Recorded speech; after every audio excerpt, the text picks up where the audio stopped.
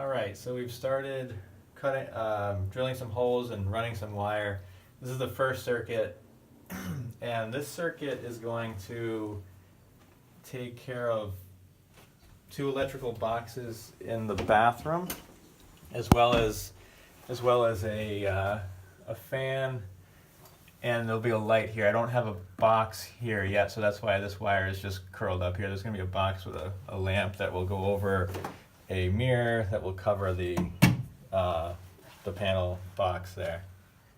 So basically it comes out, we've got power here, it comes out, you can't see the wire because it's up and it's in between the studs, kind of in the loft. Sneaks down, goes through this box, goes to that box, goes to the switch that will then travel to the light and the fan. So the fan and the light will operate on that one switch. And we'll have a licensed electrician check all this before we actually turn on any power or hook anything up. We're going to get the bulk of the work done, and then we'll hire somebody to double check everything. So we're going to tackle the next one. I think I did it. Are you videotaping this?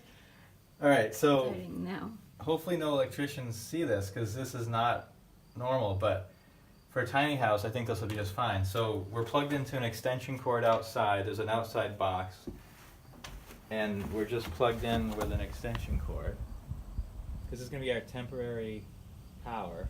We're going to get it this way. It comes up. It goes into a 30, directly into a 30 amp breaker.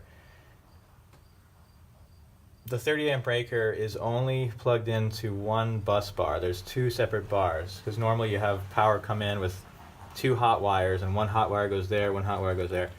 But what I've done is I've come into here, so this is connected to the top bus bar. Then I've run a wire from the top bus bar to the bottom. So now this 30 amp breaker should act like our main breaker. So now I can control all of our 50. We're going to have 120, and then we're going to have all 15s. So I'm going to test. I should have hot coming into here, comes into here. The breaker's off, so it shouldn't be anywhere else, which it's not there. It's not up here. When we flip this on, so now it should running through the whole system. I should have hot up here, down on this bottom one, the whole thing. And then when we flip it off, it's just down here, but not up here. So I think we got it. Now I'm going to continue, and we're going to do one circuit at a time and test everything, and then we'll have a licensed electrician come and make sure that this is actually safe. So I'm just scoring it lightly, not really cutting through.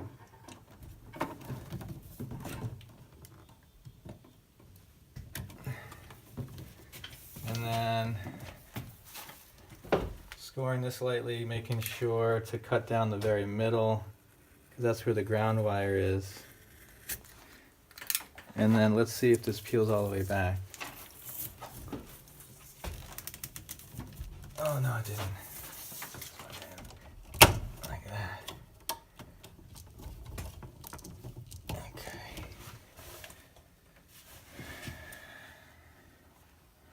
That should be off, but there's no power at all in here at all, so it's not even plugged into anything. So I'm being I guess I'm not being as careful as I would be. All right, so there's our 20 amp that feeds our refrigerator, our hot water heater, which is not an electric hot water heater, so it's enough. It's actually a propane heater, but it does need some electricity.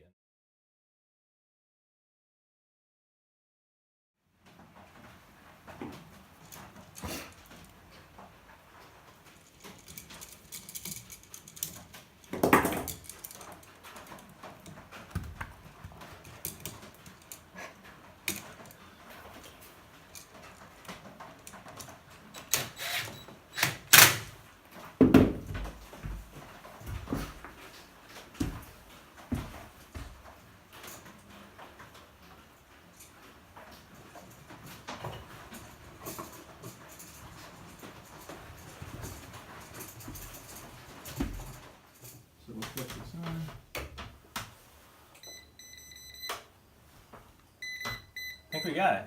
Good. So now,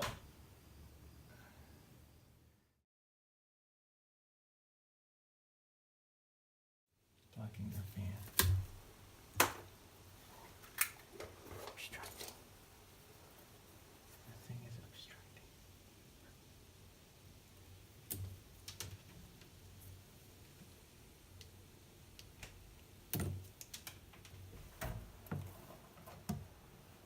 Okay, so let's see. Get myself a little bit more wire, I think.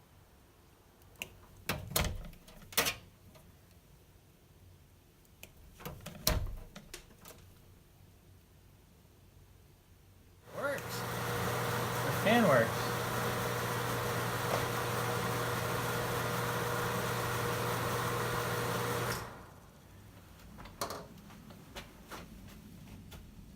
So I guess if one of these GFCI outlets pops, we're going to lose our lights.